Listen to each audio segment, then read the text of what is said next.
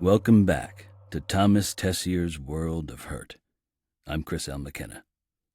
Today's story was first published in Borderlands 3, an anthology of imaginative fiction edited by Thomas F. Monteleone in 1992, and is narrated by Chet Williamson.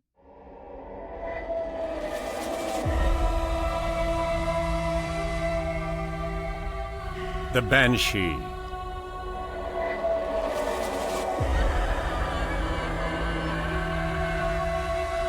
By Thomas Tessier.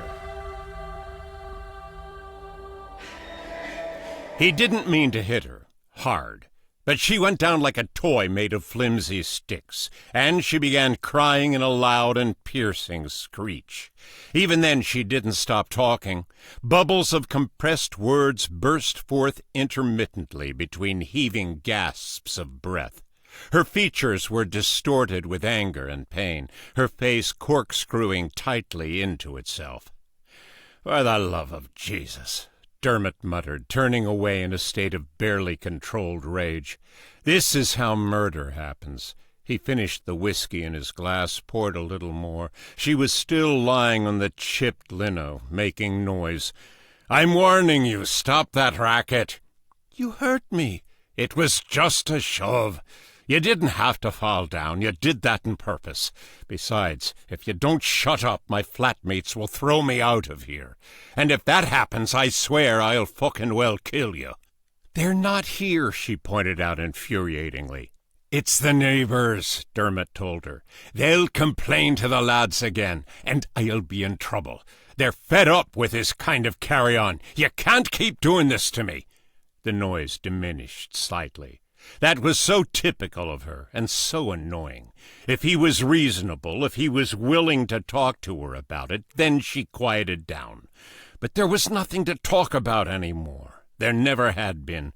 So much trouble, and he'd never even been inside her drawers. "Come on now." "No." Resentful. She made a disgustingly liquid sniffling sound. "I don't want to go yet." "I want you out of here, now." "Dermot, please." "I told you," he said. "It's pointless." "Dermot." She began to cry again. He never should have let her in his door, not the first time, not ever. But what could he do? Call the police? That'd be funny. And if he had to argue with her, it seemed better to do it in the relative privacy of his room, rather than out in the hallway. You couldn't ignore her. She would put her finger on the bell and hold it until you answered. She would pound the door with her other fist at the same time. It wasn't his fault. True, he had smiled at her and chatted freely that first night she appeared at Dolan's, but that was all part of the job. True, when she began coming around almost every night, he could see that she was developing a special interest in him, and he did nothing to discourage it. But they saw each other only at the bar, and they never actually did anything together, so it all seemed quite harmless. You liked it when she told you that you were the best barman in the best bar in Southie, didn't you? You silly great idiot. And yes, it was true that the time came when he invited her back to his place for a nightcap, but he didn't so much as touch her knee. By then he knew something was wrong. She drank a little too much and spoke a little too forcefully. Her cheerfulness had the sharp edge of desperation, and he began to realize that she was a person with a problem. She was lonely. No crime in that, but it had apparently reached the point where it affected her mind. She would say something every now and then that was wrong, and it made you think you were in the presence of a sick soul. Dermot instinctively sympathized with her. He sometimes had his own bouts of loneliness, and he often felt painfully homesick, but he decided not to get involved, perhaps sensing that he could never fill the emptiness in her life. Probably no one could. It had gone on too long now, and was rooted in her. Besides, she didn't really attract him, so he had no desire even to try. In the face of fearful odds, Dermot had managed to get to America. He had a job, he had a room, he had plans. He was there to make money, not collect problem hearts. By then, however, it was too late. They talked for a while that first night, and then she left. But she came back to Dolan's night after night. She usually stayed until closing time, so that the two of them could walk home together. Like Dermot, she lived in the neighborhood. The rear exit of Dolan's led to a dead-end alley, so he couldn't easily avoid her.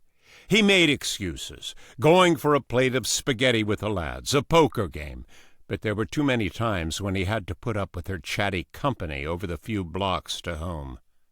What kind of life did she have that she could stay out until 3 almost every morning? She claimed she worked in an office. More than that, Dermot didn't care to know. She might mistake his idle curiosity for significant interest. He occasionally walked her to her door. She always invited him in, and he always declined politely. Most of the time he went straight to his place, and she tagged along. The last 20 feet were the trickiest, from the sidewalk to the door.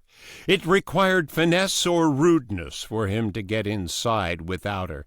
He didn't always succeed, but a glass of whiskey and another 40 minutes of forgettable talk usually did the job. If you satisfied her craving for company and attention, then you could ease her out. The funny thing was, she never made a move on him, either. A flash of leg was invariably accidental. The chair slid. When she bumped into him, breasts against his arm, it was the result of an innocent tipsiness. At first Dermot saw these minor incidents as erotic overtures, but he soon realized that they weren't. It was the hour, the booze, nothing more. She was happy just to be with him, to have his company. In his more charitable moments, Dermot thought of her as an eccentric. "Get up, you stupid cow." "I don't want to go." "If you don't shift yourself, I'll drag you by the scruff of your neck and toss you in the gutter." "Dermot!" A shriek, really. "I mean it. Come along now." She didn't stir. Whimpering, huddled to herself. Dear God, how did it get to this point? It was actually worse than if they were lovers, because lovers do split up and vow never to see each other again. The clean break sort of thing. Dermot's mistake had been to let this situation develop to the point where it was friendship, at least in her mind, and that was somehow harder to terminate neatly. He had underestimated her every step of the way. How had he deluded himself into believing that he was in control? The alarm bells didn't start ringing until the first time she came visiting on one of his nights off. She had finagled his work schedule out of someone at Dolan's. The line was truly crossed. Dermot began calling her names, yelling at her, anything to drive the wretched woman away. But his insults and verbal abuse didn't seem to matter. It was possible that she found some perverse pleasure in it, taking it as a form of attention. No matter what he did, he only seemed to implicate himself more in this imaginary relationship. Dermot felt helpless and trapped, and that made him angrier. If it took physical force to get rid of her, so be it. "Come along," he said firmly, grabbing her by the shoulders. "Time to push off." "You promised me a drink," she protested. "I did no such thing." "Why not?" "Because I don't want to give you a drink," he said, hauling her to her feet. "I want you to go home and leave me alone. I'm tired and I have to write a letter to my father back in Ireland. He's not very well, and—" "What about your mother?" she asked quickly, grasping at the slim conversational opening. "She's fine, thanks. Come on now." "My mother's dead." "Ah, you'll be seeing her again soon enough if you don't get out of here in a flash, you drunken old sow." She smiled at him. "Oh, Dermot." He opened the apartment door and gently started to steer her toward the hallway. She resisted, tilting in his direction. She had never really fought him before. Dermot regarded this gesture as an escalation on her part, a clear attempt to move things to a new level. It had to be squelched immediately. He yelled at her as he gave her a stiff arm to the shoulder. She fell back, tried to steady herself, and pulled a picture off the wall. It crashed to the floor as she landed on a plain wooden chair. The back of it popped loose. Somehow she straightened up on her feet as the chair cracked to pieces beneath her. The picture was just a cheap print and a cheap frame, and the chair was worthless tag-sale junk. But they weren't his. Now he would have to replace them. Dermot gazed at the broken glass and wood on the floor. Enough is enough, he thought dimly. She was about to say something, but he wouldn't let her. He grabbed her by the hair and yanked her out of the flat, through the front door and down the walk. She was screaming now. Dermot swung her by the hair and sent her reeling across the sidewalk. She banged into a car parked at the curb and sank to the ground. The cries of pain continued, but the volume was down. "And stay away, you stupid old slag!" Dermot turned and marched back inside. Mr. and Mrs. Thwaite glared down at him from the upper landing. He would apologize to them, but it was useless. They were the kind of people who would tell a leper it was his own fault when his lips fell off. Dermot knew they would complain to the lads, maybe even to the landlord. But he might survive if your woman never came back. He topped up his glass of whiskey and tried to calm himself. He sat down at the desk in his room and took out a sheet of lined paper. "Dear Dad," he began. The old man wasn't well, that was an honest fact. Dermot hadn't written home in ages. No excuses, he just hadn't done it. There were times when his head felt like an anvil of guilt. He would fail again tonight. He was too jangled and distracted to concentrate. If only he could ring them up on the telephone. Impossible. Dermot's home was on the outskirts of a small village a few miles from Kilkelly, itself no metropolis, in the bleak heart of County Mayo. There were still some places where the lines didn't reach, or the people couldn't be bothered to hook on. If you absolutely had to use a phone, you went to a pub in town. In all the years of his growing up, Dermot could remember about half a dozen such telephone expeditions. Yes, it was a bleak corner of the world, but he did miss it. He missed the folks, his sister Neve. He missed the grim beauty of the stark countryside. It was also empty. While here in Boston everybody lived like matchsticks in a box. All he wanted was a few years here to raise enough money so that he could buy a decent pub back home. Then he'd be away like a shot. Of course, Dermot knew there was many an Irishman who said as much and then never returned. They went to America and stayed. But he... "Dermot! Dermot!" The voice was so close he jumped. She was in the side yard, outside his window. Not even 6 feet away from him, across the desk and on the other side of the wall. Jesus, Mary and Joseph. He couldn't move. His body shook. He saw a splash of whiskey on the barren page. Thank God the shade was drawn. Her voice rose, becoming a scream, and she hammered the wall of the house, but he didn't move. It soon got worse, much worse. If I move, I'll kill her, Dermot realized.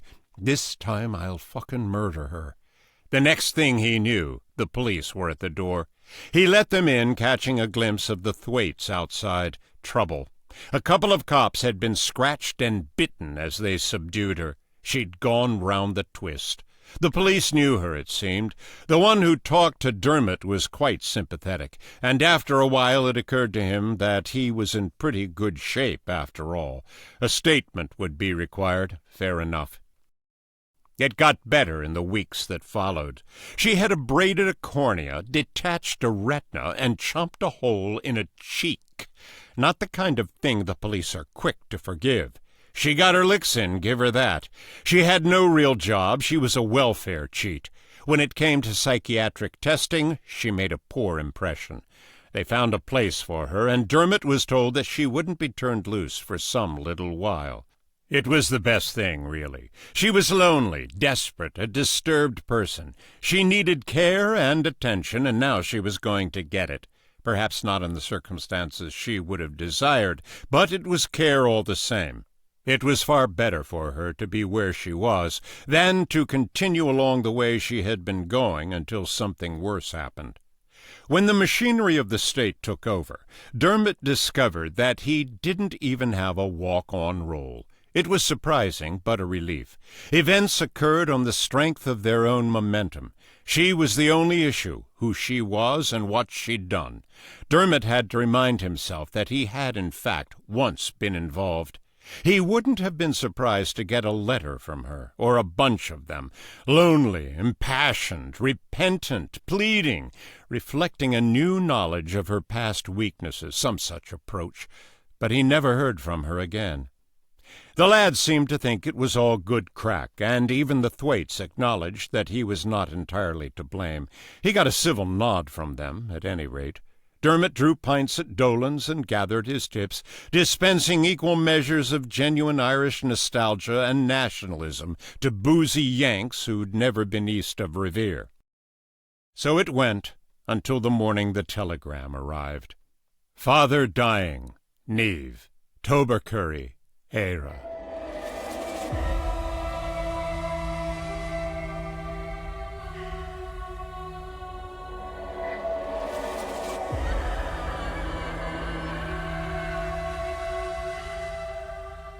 The back of beyond. He expected things to look different in some ways, and they did, but still he was shocked. He had been in America for less than a year, and already home seemed so dark, chilly, and cramped. His perspective had changed forever. But it was great to see his mother again. She was in fine form, as was Niamh, a lovely young woman of 19. And the kitchen was the same warm and cozy room Dermot remembered, the heart of the house where the fire never went out. His father was not in good shape. The old man smiled at him but couldn't speak. There was barely enough strength left in him to change his position in bed. Dermot told him all about Boston, Southey, Dolan's, a bar, not a real pub. And the lads, they're not bad for Kerrymen. After a while he noticed that his father had fallen asleep, though his eyes were still partly open. "Why isn't he in the hospital?" Dermot asked his mother over tea in the kitchen. "They can't do anything more for him," she replied with calm and resignation. "He wants to be here when the end comes." "He has pills to make it better for him," Niamh added. "What are they, painkillers?" "Yes, it's a morphine compound." Dermot nodded. His sister had grown up so much in the last year. She had an air of efficiency and purpose now, no sign of the immature teenager. After 2 years of looking, she'd finally been lucky enough to land a regular job at a stationer's shop in Tobercurry. She owned a beat-up old Mini, and she changed the oil and plugs herself. Dermot went to bed early and slept late, recovering from the effects of jet lag. His mother cooked a grand breakfast for him. Fried eggs, fried bread, rashers of real bacon, not that scrawny American rubbish, sausages, black pudding, grilled tomatoes, and mushrooms, all washed down with plenty of strong tea.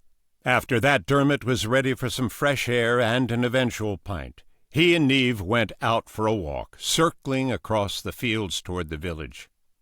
"How long can you stay?" she asked. "Just the week."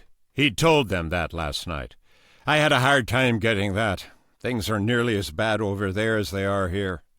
He knew everyone in the village, of course. They were happy to see him back, and they told him they were praying for his dad. He also got a few nudges and sly winks, as if he had been away on a long weekend in Dublin with the lady representative of the turf board.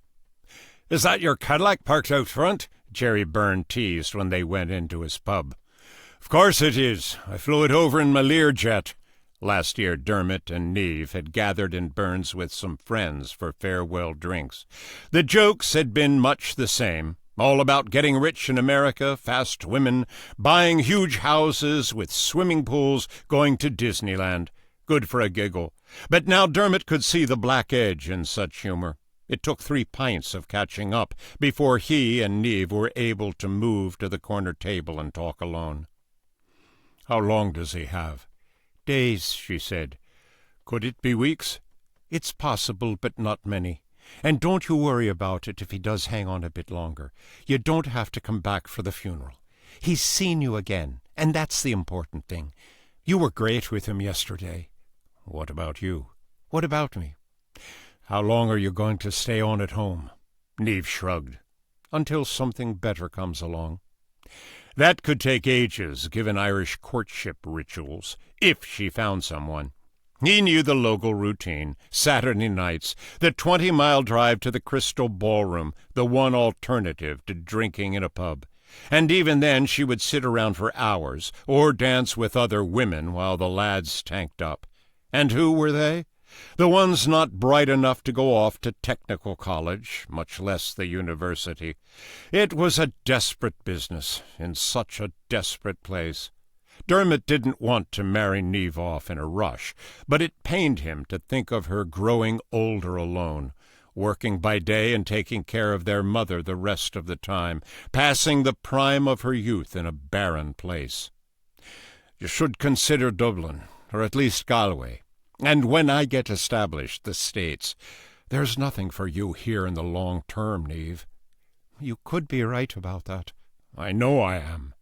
When they got home, they learned that their father had died. Their mother had gone into the bedroom to check him a few minutes earlier, and he was gone. The next 3 days were busy with the wake and the funeral and the other details attendant to an ordinary human death. When it was all over, the prayers said, the papers signed, the booze consumed, the old man in the ground, the last mourner departed, Dermot occupied himself with chores around the house. There were a lot of things that needed doing, things his father had not been able to do these last few months. Dead at 60. His mother not even that. She would want to stay on at the house until the day she died. There was no reason why she shouldn't, as long as her health was good. With a little financial assistance from Neve and Dermot, not much, her needs were few, she'd manage all right. If things went half well for him, he'd be back in plenty of time to give her some grandchildren and look after her in her old age. And if he eventually changed his mind and decided to remain in America and raise a family there, if things went that well, then he could bring his mother across to live with them. And his sister, if she hadn't gotten married and had a bunch of babies in the meantime. Dermot. His eyes opened in the dark. Chill air, silence. It was a moment before his mind began to form thoughts. I am home. County Mayo, Republic of Ireland. Mother in her room and Neve in hers. The peaty smell of turf burning. The fire still alive downstairs. The day after tomorrow. No, it would be tomorrow, in fact. He would get on a plane at Shannon and fly back to Boston. Dermot.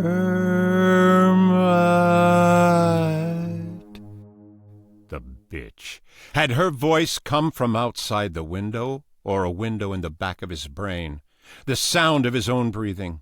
Nothing else. Dreaming. He must have been dreaming about that terrible woman. She was a good 3,000 miles away, having all her neuroses and psychoses totted up by bored state employees who would move on to better things in due course. Amazing, the quality of her voice, like a moan from outside his window, and at the same time like a whisper in his ear, real enough to wake him. It must have been a bad dream. He wouldn't have any other kind about that one. The rest of the night was ruined. Dermot drifted in and out of sleep, never enjoying more than a few uninterrupted moments of peace. Not that he heard her again, not that he'd ever heard her in the first place. He just kept waking, dozing, and soon waking again. Useless, untracked. He grew more tired. He must have slept again, because at some point he opened his eyes and the room was brighter. Day outside, gray light, cloudy as usual. He felt as if he'd been in bed for a long time, but the house was still quiet. Perhaps his mother had gone down to the shop for eggs or milk. Was Neve returning to work today? Most likely. Life goes on. Work, anyway. Dermot couldn't move. Or it might have been that he didn't want to move yet. Some combination of the two, no doubt, inertia and laziness. His body was like a heavy weight, a solid material that encased him. He wiggled his toes a little. That's better. He tried to turn his head a little, and was surprised at how much effort it took to budge an inch. He felt okay, but then again he didn't feel right at all. A while later Dermot opened his eyes. Was I asleep? He had no desire to move now, no will to get out of bed and do something with the day. He had a foreign taste in his mouth, and his teeth tingled unpleasantly, as if he were biting tin. What was wrong with him, he wondered abstractly. It did seem to be a matter of interest, but not a real concern. Thoughts came and went, but he couldn't make anything of them. They were inconclusive. They had the random quality of accidents. Just thinking about what he was thinking about had the effect of exhausting him. Dermot realized his eyes were closing this time, and he felt happy about it.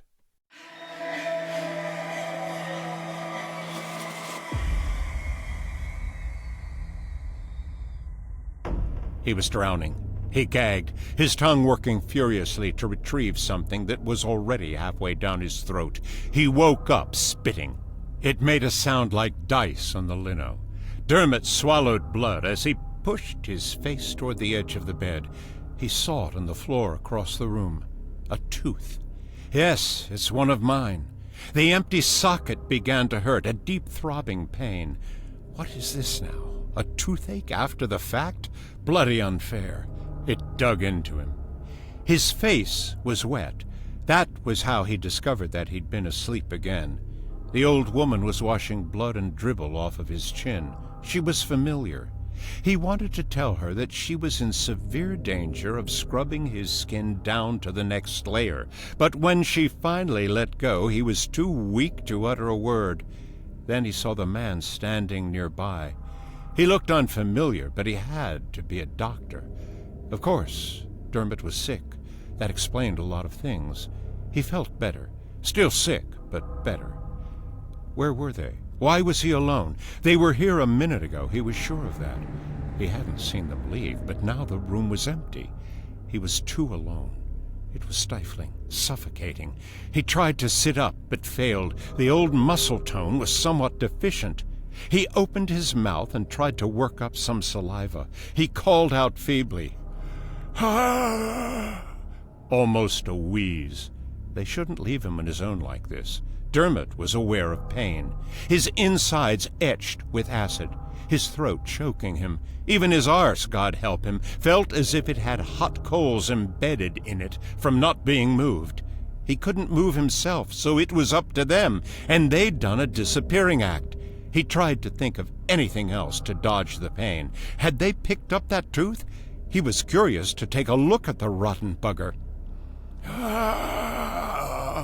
He looked up, and the girl was holding his hand.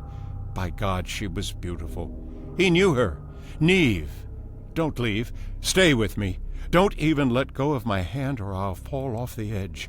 He tried to tell her these things, but the words remained stuck in his mind, and all he could do was look at her. Then the boy. The boy? If he'd come such a distance, this must be serious. Oh, yes. It had been a while, and he was happy. If only I could tell you that. The boy looked just like him. It was difficult even to understand what he was saying.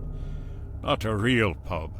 Yes, but it's work, it's real money, and you'll be able to build on it for the future. There's nothing for you here. For Carrie, Ben. Gone again. Everything goes so fast. You're left alone in a stark room with a view of nothing much. The pain scouring away at his insides had nearly reached the surface. Any time now. And when it gets here, with any luck, I'll dissolve completely. Dermot's mind was flooded with clarity. This is dying. The hour, the minute. A surge of strength in his arms. He pushed up on his elbows, and then, painfully, his hands. He had to see. But what? Not this mean, damp bedroom in which so much of his life had been spent. Out the window, away. Two people were walking across the field toward the house. A young man, a young woman. Dermot and Neve.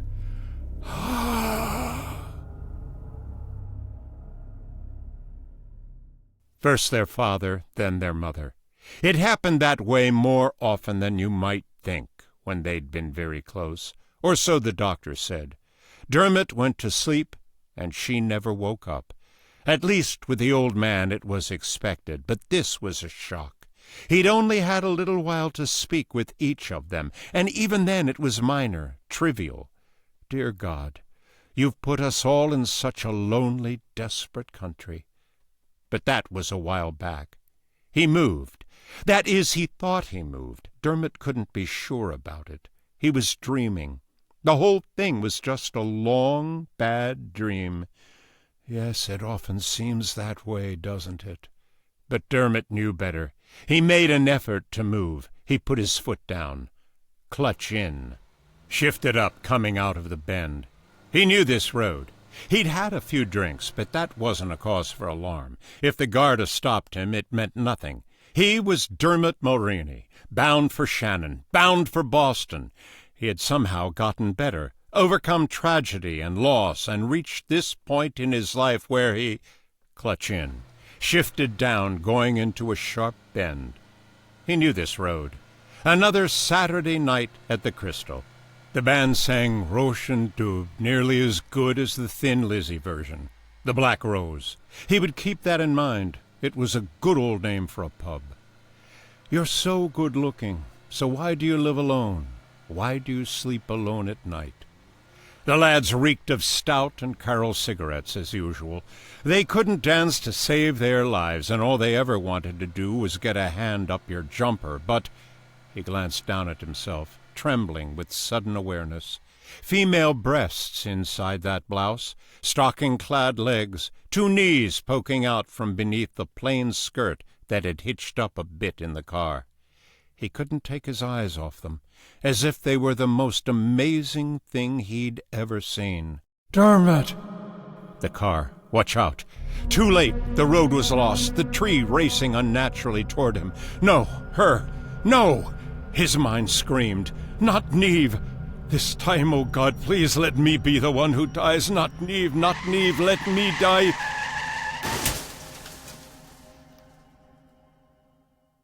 Even worse, he lived. He saw her on Boston Common. He wanted to turn and run when he saw her coming toward him, but his legs went stiff and he felt swamped with helplessness and inevitability. He simply could not avoid her. Hatred boiled up within him, but at the same time it was crushed with fear. It had to be 2 years now, more or less. Somehow she had got out, done her time, had her treatment. They couldn't hold her forever. He was the only one left. She looked pathetic, shuffling along aimlessly, raggedy old clothes, hair a mess, face wrecked by life. Still a young woman for all of that. Dermot stopped, couldn't move. She glanced at him. Their eyes met. She had the same look, searching, vacant, lonely, as if she peered out at the world from some awful place. Dermot shriveled inside. Sweat misted his face, turning cold in the sharp November air. But she showed no sign of knowing him, not even a flicker of subconscious recognition, as if he were invisible, and she didn't even see him there. Then she passed through Dermot, like a sudden paralyzing spasm of anguish, and was gone.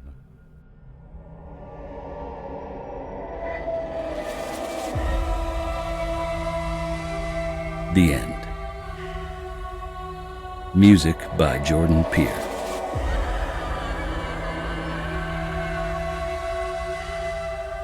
This has been a Watertown Arts production.